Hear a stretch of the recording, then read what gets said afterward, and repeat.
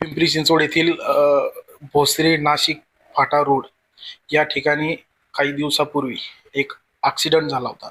शाळेच्या बसला एक फोर व्हीलर गाडी धडकली होती. त्यामध्ये फोर व्हीलरचा जो ड्रायव्हर होता तो मृत्यू झालेला आहे त्याचा. पण या ठिकाणी पोलिसांनी निष्पक्षपणे चौकशी करणं गरजेचं होतं. ती चौकशी केलेली नाही आणि गुन्हाही ज्यांनी पैसे दिलेत त्यांच्याकडनं दाखल झालाय असं त्या ज्यांच्या स्कूल बस आहे त्या बस मालकाचं म्हणणं आहे. त्यांना ही 1,00,000ची मागणी जे दापोडी पोलीस स्टेशनचे PS आहेत कांबळे त्यांनी केली होती. त्यांनी ती परिपूर्ण केली नाही, पैसे दिले नाही म्हणून त्यांच्या अपोजिट गुन्हा दाखल करण्यात आला. कुठंतरी गरिबांना न्याय भेटला पाहिजे. पोलीस हे गरिबांना आशस्थान आहे गरिबांचं. त्यांना कुठंतरी वाटतं की पोलीस स्टेशनला आपल्याला न्याय भेटेल, पण तिथेही जर असं पैशाची मागणी होत असेल तर गरिबांनी जायचं कुठं? आपण बघत आहात लोकन्याय न्यूज लाईव्ह. मी सूरज. आपण त्याच संदर्भात आपण आढावा घेणार आहोत. सर, तुमचं नाव काय आणि काय सांगाल घडलेल्या घटना? माझं नाव अशोक कृष्ण जगताप. सत्य घटना अशी आहे की माझी गाडी भोसरीकडनं नाशिक फाट्याकडे येत होती, शाळेवर चाललेली होती. सर, ही घटना कधी घडली? हे 24/3/2025 4:30-5:45 दरम्यान ही घडली. त्या टायमाला मला माहिती मुलीला त्या ड्रायव्हरने कळवल्याबरोबर मुलीने माहिती मला कळवली. मी तिला सांगितलं सत्य परिस्थिती काही असो, आपली गाडी उभी आहे होती साईडला, मागणी येऊन धडकलं तर आपली कंप्लेंट देणं गरजेचं आहे. आमची मुलगी कंप्लेंट द्यायला गेली, यांनी कंप्लेंट आपली घेतली नाही. आणि नंतर मी रात्री तिकडनं आल्यानंतर मी कंप्लेंट द्यायला गेलो, पण मला म्हणले त्यांचा मनुष्य मेला आहे, एवढं तर थोडे जाण धरा आणि थोडे दिवस थांबा. मग दुसऱ्या दिवशी गेलो तर कांबळे काही तिथं नव्हतेच. तिसऱ्या दिवशी गेले, मला म्हणतात की का तुम्ही पेपर काल नाही दिले? मी म्हणलं साहेब तुम्ही रजेवर होते, तुम्ही रजा काढली होती म्हणले, तुम्ही नव्हते. मी आज आलो. मग ते पेपर घेतले आणि नंतर मग ड्रायव्हरला बोलवून घ्या म्हणले. मग ड्रायव्हरला बोलवलं आणि ड्रायव्हरला घेऊन ते तिसऱ्या दिवशी स्पॉट पंचनाम्यावर गेले. स्पॉट पंचनाम्यावर गेल्यानंतर मी म्हणलं मी येतो, म्हणजे तुम्ही नका येऊ. मग ते ड्रायव्हरला तिकडे घेऊन गेले. तिकडून परत आणल्यानंतर मला काय म्हणले माहिती आहे का? ड्रायव्हरला म्हणले ते एक आम्हाला तुमच्या सांगा काहीतरी, आमच्या वरच्या अधिकाऱ्यांना पैसे द्यायला लागतात, पैसे द्या. तर ड्रायव्हर मला येऊन म्हणला, मी म्हणलं मला सर काय बोलत नाही, तू कसं काय बोलतोस म्हणलं. ड्रायव्हरला मी क्रॉस बोललो डायरेक्ट उलटा, म्हणजे तू साहेब मला काय बोलत नाही, तू कसं काय बोलतो पैसे मागतात म्हणून. मग मला मी तिथं उभं राहिलो. म्हणजे किती पैसे मागितले होते? त्यानंतर तिथं उभं राहिलो मी. मग मी म्हणलं सर काय भानगडे? म्हणलं इकडे या साईडला. मला त्या हॉटेलच्या बाजूला घेतलं, चौकीच्या बाजूलाच हॉटेलच्या तिथं घेतलं आणि मला म्हणले तुम्हाला खर्च सत्य परिस्थिती सांगू, तुमच्या ड्रायव्हरची चुकी आहे, अमकं आहे तमकं आहे. म्हणलं तुम्ही ड्रायव्हरला म्हणताय तुझी चुकी नाहीये आणि इकडे मला म्हणताय चुकी आहे, हे नेमकं काय भानगडे? म्हणले तसं नाही, जर हे कर ना तुम्ही मला 1,00,000 रुपये द्यावा अशी माझी अपेक्षा आहे आणि अपेक्षाला पैसे द्यावे लागतात. सर, हे सांगताय तुम्ही, खरंच आपण प्रेक्षक बघत असाल कुठं चाललाय आपला देश? आपण गरिबांना पैसे मागतोय, ते तुमच्याकडे न्याय मागायला आलेत आणि त्यांना पैसे मागताय तुम्ही. शोकांतिका आहे खरंच पोलीस खात्याची. आपण त्यांना त्यांचा FIR घेणं गरजेचं होतं. त्या ठिकाणी स्पॉटला तुम्ही व्हिडिओ बघसाल या व्हिडिओमध्ये की जी गाडी उभी होती ती रोडच्या व्हाईट पट्ट्याच्या खाली उभी होती आणि जी येणारी मागून फोर व्हीलर गाडी ती डाव्या हाताला धडकलेली आहे. त्या गाडीला धडकून ती एका झाडावर आदळून त्या गाडीचा चुरा झाला आणि त्यामधला जो इसम होता तो मृत्यू पावला. पण यामध्ये चुकी ही त्या इसमाची होती, सरळ दिसतंय. आपण त्या स्पॉटला जाऊनही त्या याची माहिती घेतली. त्यांनी सांगितलं की यामध्ये बस चालकाची चुकी नव्हती. मग पोलीस दुटप्पी भूमिका घेत आहेत का? या ड्रायव्हरला बोलताय चुकी नाही आणि यांना सांगताय की ड्रायव्हरची चुकी आहे आणि 1,00,000ची मागणी करताय. खरंच मला तरी वाटतं इथं कायदेशीर कारवाई झाली पाहिजे. सर, परत काय त्यांनी तुमच्याशी बिहेवियर केलं, कशी वागणूक अशी केली मला की आज या उद्या या, आज या उद्या, अजून काय कंप्लेंट नाही नंतर घेऊ, त्यांचा घरचा मनुष्य मेल आहे तुम्हाला कळायला पाहिजे, हो द्या दावा, हो द्या, हो द्या, असं बोलले मला. नंतर मग मी तर रोज सारखं जात राहिलो. मग ते गेल्यानंतर त्यांनी मला हे एवढंच सांगितलं की तुमची कंप्लेंट, मी म्हणलं कंप्लेंट तर घ्या माझी, पण माझ्या देखतात त्यांच्या समोरच्या दोन जणांना काहीतरी दिलं असेल, कागद दिला कुठला तरी, आता कुठला होतं मला माहिती नाही. पण नंतर मी चौकशी केली दुसऱ्या पोलिसांच्याकडे, तर ते म्हणले FIR दिलाय. FIR कम्प्लीटच नाही झाली तर FIR कसं काय दिला? मी कंप्लीट द्यायसाठी येतोय रोज, कंप्लीटच घेतली नाही म्हणलं, माझी तर FIR दिला कसा? त्यामुळे त्यांनी कंप्लीट केली.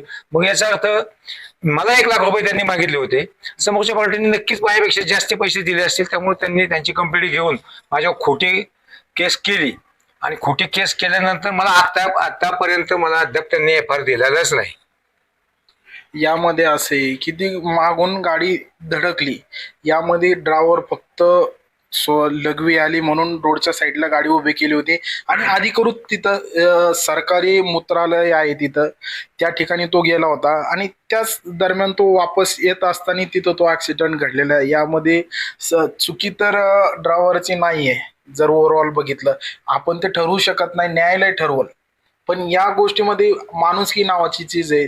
तुम्ही पोलिसांनी गुन्हा दाखल करून घेणं गरजेचं होतं. पुढं तपासामध्ये काय घडल तो वेगळा विषय, पण यांचा FIR घेणं गरजेचं होतं. केवळ पैसे दिले नाही म्हणून FIR घेतला नाही. जनतेने जास्तीत जास्त हे लोकांपर्यंत पोहोचवलं पाहिजे. आज यांच्यासोबत घटना घडलेली आहे, उद्या आपल्यासोबतही ही घटना घडणार आहे. मॅडम, तुमचं नाव काय काय सांगाल तुम्ही? नमस्ते, माझं नाव कोमल अशोक जगताप. मी यांची मुलगी आहे. मी ज्या दिवशी असं झालं आहे त्या दिवशी ऍक्सिडेंट झालं मला जेव्हा कळलं, तेव्हा मी त्या घटनास्थळी पोहोचले होते. घटनास्थळी जसं मला वडिलांनी सांगितलं की रीतसर सगळी कंप्लेंट कर. मी कंप्लेंट करायलाही गेले, पण तिथं जे सर होते, महाजन सर, त्यांनी माझी कंप्लेंट घेतली नाही. त्यांनी फक्त एवढंच म्हटलं की मॅडम मला कागदपत्र पाहिजे तुमच्या गाडीची. मी त्यांना गाडीची कागदपत्रही दिली.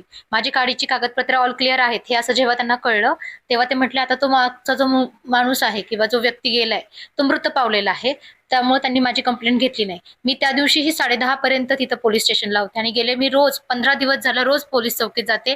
माझी कंप्लेंट घ्या, त्यांनी कंप्लेंट घेतली नाही. मग मला असं कळलं की त्यांनी माझ्यावरती माझ्याच ड्रायव्हरच्या विरोधात FIR नोंद केलाय. मग मी तो FIR नंबर मागितला त्यांना, तो तरी द्या. तर त्यांनी मला फक्त म्हटलं की तुम्ही ऑनलाईन पाहू शकता मॅडम, तुम्ही एवढे सुशिक्षित आहात. मग त्यांनी मला नंबर दिला, 60 नंबर होता FIRचा. तो मी जेव्हा घरी येऊन वाचला ऑनलाईन, अक्षरशः वाचल्यानंतर मनात कुठेतरी वाटलं की माणुसकी शिल्लक आहे की नाही, इतका चुकीचा FIR कसा काय? कारण माझ्या वडिलांना त्यांनी 1,00,000 रुपये मागितले होते. मग माझ्या वडिलांना जर 1,00,000 रुपये मागितले होते, त्यानंतर मी दुसऱ्या दिवशी पण सरांना फोन करून त्यांना भेटायला गेले. मॅडम, 1,00,000 रुपये कशासाठी मागितले?